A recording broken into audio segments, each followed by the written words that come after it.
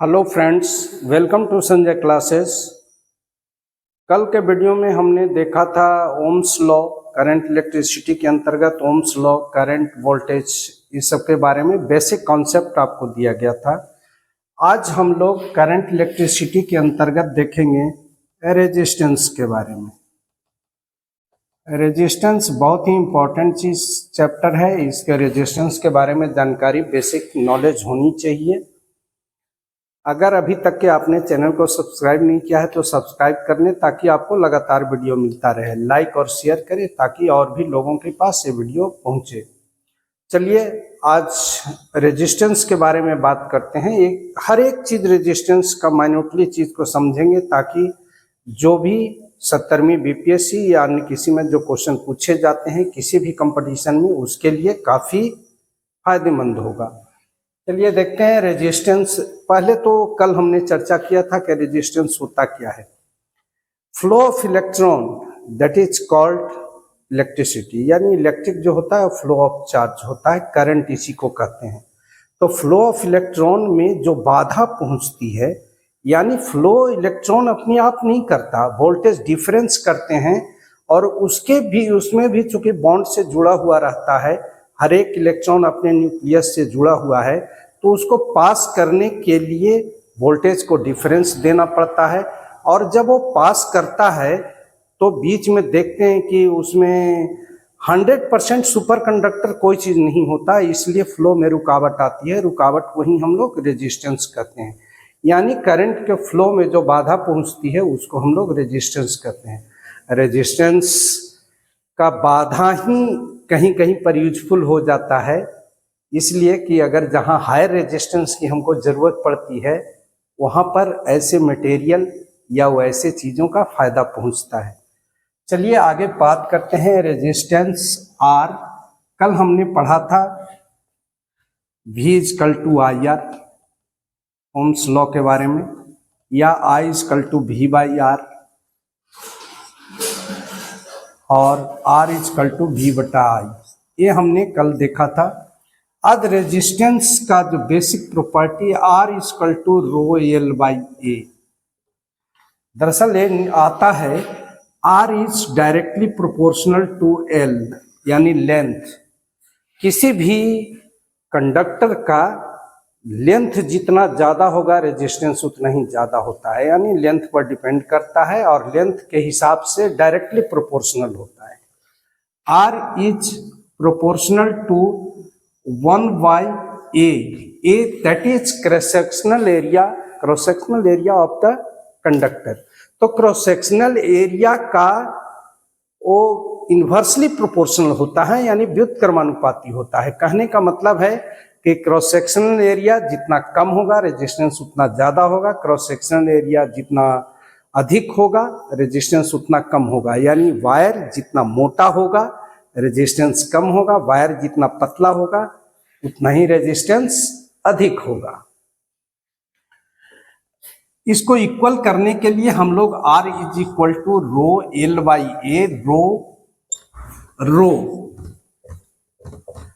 That is resistivity, इसको हम लोग कहते हैं रेजिस्टिविटी। ये मटेरियल के ऊपर में डिपेंड करता है, यानी हर एक मटेरियल का रेजिस्टिविटी अलग अलग होता है।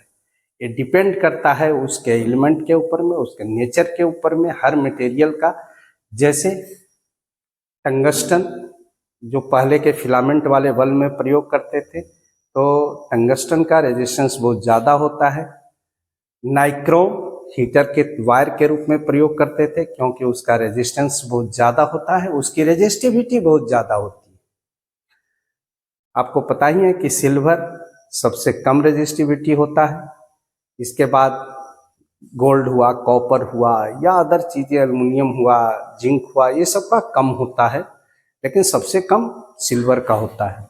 तो ये रेजिस्टिविटी कम होने के कारण इसका रेजिस्टेंस के डायरेक्टली प्रोपोर्शनल, अगर रेजिस्टिविटी कम है तो रेजिस्टेंस कम होता है। रेजिस्टिविटी हम लोग रेजिस्टेंस को मापते हैं ओम में, इसका ओम में मापते हैं। इसका सिंबल होता है ओम का, ओम इसका यूनिट है। रेजिस्टिविटी का यूनिट आप यहां से डिसाइड कर सकते हैं। Resistivity is the rho into A divided by L, ohm into metre square by metre, that is equal to ohm metre. यानी ओम मीटर जो है वो इसका रेजिस्टिविटी का यूनिट होता है, ओम मीटर। ये भी सवाल पूछा जाता है, इसलिए इसको भी ध्यान में रखना है। ये रेजिस्टेंस की प्रॉपर्टी होती है लेंथ के डायरेक्टली। आप एक चीज गौर किए होंगे कि जब बाहर से जब कहीं भी अगर रेजिस्टेंस को कम करना होता है तब हम लोग ये सब प्रॉपर्टीज का इस्तेमाल करते हैं। लेंथ, क्रॉस सेक्शनल एरिया, अगर रेजिस्टेंस को कम करना है वायर को मोटा कर दो, रेजिस्टेंस को बढ़ाना है लेंथ को बढ़ा दो। जितना लेंथ बढ़ेगा, आप देखे होंगे ये हीटर का तार या फिलामेंट वो स्प्रिंग के आकार का बना होता था, बहुत पतला बना होता था। इसका कारण यही होता था कि उसको रेजिस्टेंस को बढ़ाना है। अगर रेजिस्टेंस को बढ़ाना है तो हम लोग क्या करेंगे, वायर को जितना लंबा करेंगे, स्प्रिंग के आकार में कर देते थे, लंबा काफ़ी हो जाता था। काफ़ी लंबा वायर होने के कारण उसका रेजिस्टेंस बढ़ जाता था, और उसको जितना ही पतला करेंगे उतना ही उसका रेजिस्टेंस बढ़ता चला जाता था। तो ये था हमारा, इसके प्रॉपर्टी का इस्तेमाल करके बहुत सारे इक्विपमेंट बनाए गए। पहले तो और भी ज़्यादा इसका इम्पोर्टेंस था, अब एलईडी के ज़माने में तो इसका इम्पोर्टेंस कम हो गया है, फिर भी रेजिस्टेंस काफ़ी मायने रखता है। चलिए, ये तो हुआ कि रेजिस्टेंस रो एल बाई ये होता है। रेजिस्टेंस का कनेक्शन के बारे में पढ़ते हैं कि कॉम्बिनेशन ऑफ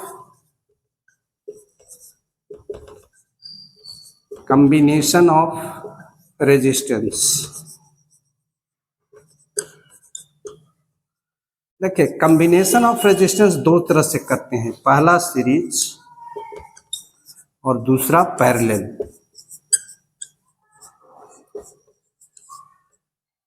सीरीज में रेजिस्टेंस जैसे ही जोड़ते हैं सभी ऐड होते चले जाते हैं। अगर 2 ओम और 2 ओम में अगर 3 रेजिस्टेंस है तो पॉइंट ए और बी के बीच का जो इक्विवेलेंट रेजिस्टेंस होगा वो 2 + 2 + 2 यानी 6 ओम के इक्विवेलेंट हो जाएगा। यानी इक्विवेलेंट रेजिस्टेंस को हम लोग सीरीज में रहने से सीधा जोड़ते चले जाते हैं, सीधा उसका एडिशन हो जाता है, रेजिस्टेंस बढ़ता चला जाता है। पैरेलल में अगर हम लोग कनेक्ट करते हैं तो इक्विवेलेंट रेजिस्टेंस 1/R, ये तो हो गया 1/R = 1/R1 + 1/R2 + 1/R3। इस तरह से हम लोग जोड़ते चले जाते हैं। पैरेलल में रेजिस्टेंस कम होता है। अगर इसी 2 ओम को अगर हम जोड़ते हैं तो 1/R = 1/2 + 1/2 + 1/2। इस तरह से हमने 3 को पैरेलल में जोड़ दिया। पैरेलल में जोड़ दिया 2 ओम 2 ओम 2 ओम को, तो अगर 3 जोड़ते हैं तो हो जाता है LCM 2 और 1 + 1 + 1 that is 3/2। देन R = हो जाता है 2/3। 2/3 मतलब लगभग 0.66।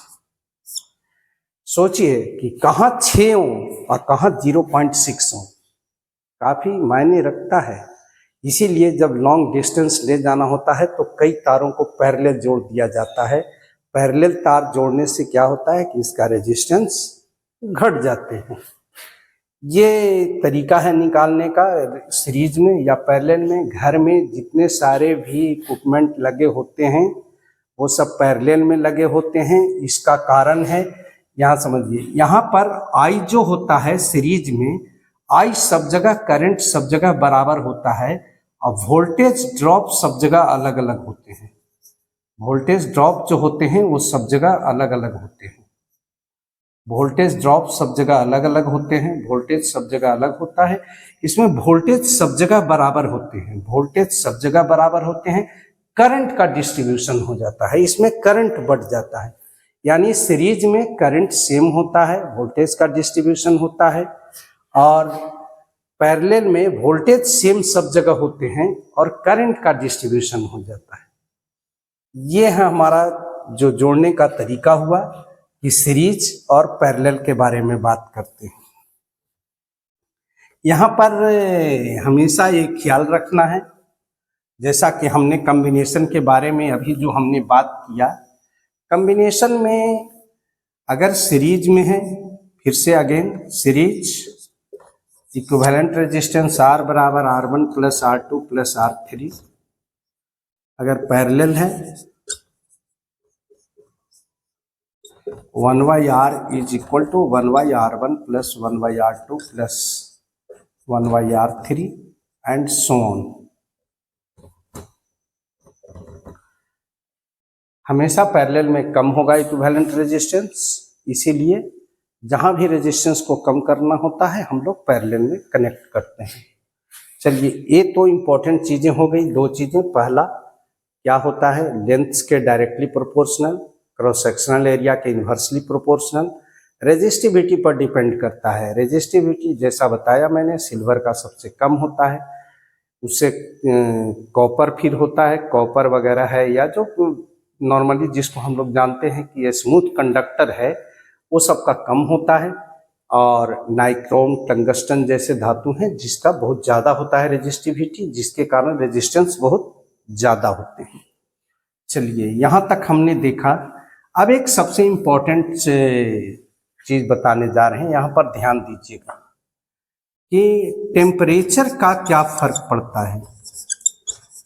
टेम्परेचर अगर बढ़ाते हैं या घटाते हैं, बढ़ाने से, नॉर्मली समझिए कि बढ़ाने से घटाने से क्या फर्क पड़ता है। यहाँ पर ध्यान दिया, टेम्परेचर को इंक्रीज कर रहे हैं। टेम्परेचर को इंक्रीज अगर करेंगे तो हमारा रेजिस्टेंस पर क्या फर्क पड़ेगा। यहाँ तीन चीजें आती हैं। एक तो होती है कंडक्टर, कहिए good conductor, conductor, semi conductor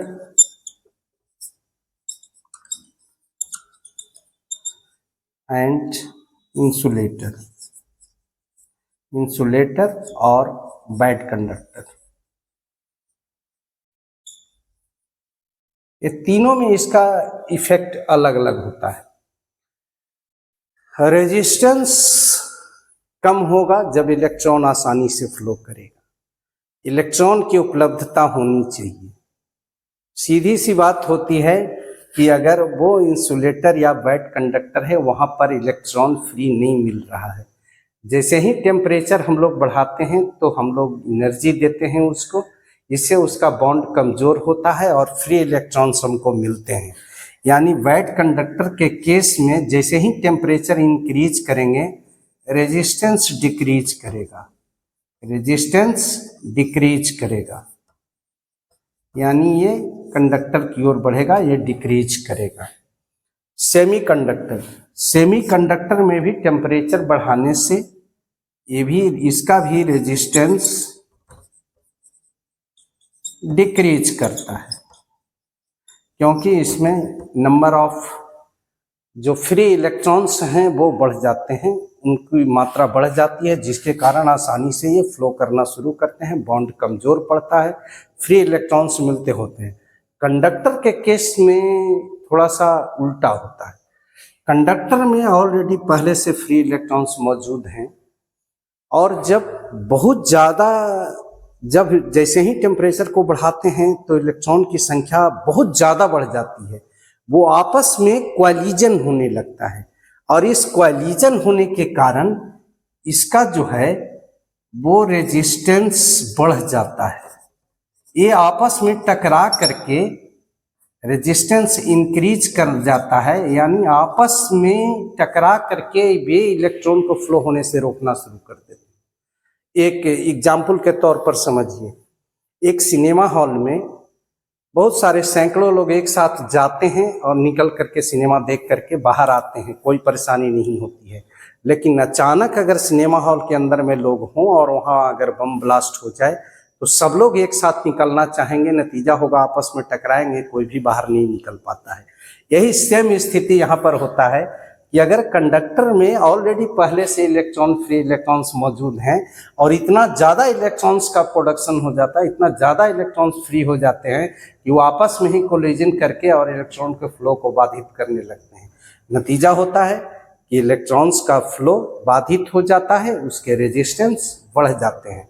इसलिए ध्यान रखिए, कंडक्टर के केस में टेम्परेचर बढ़ाने से रेजिस्टेंस इंक्रीज करता है, जबकि सेमीकंडक्टर में रेजिस्टेंस डिक्रीज होता है और इंसुलेटर में रेजिस्टेंस डिक्रीज होता है। आज एक जो आपको बताया गया ये रेजिस्टेंस के बारे में है और इससे अक्सर सवाल होते हैं, आप लोग इसको ध्यान से देखेंगे। अगर अभी तक के चैनल को सब्सक्राइब नहीं किया तो सब्सक्राइब करें। आगे हर क्षेत्र से, हर जगह से आपको 70वीं बीपीएससी या किसी भी बीपीएससी एग्जाम या किसी भी यूपीएससी एग्जाम या किसी भी कंपटीशन के लिए काफ़ी यूजफुल है। अगर नहीं किए हैं तो आपसे फिर से सब्सक्राइब करिए। Thank you.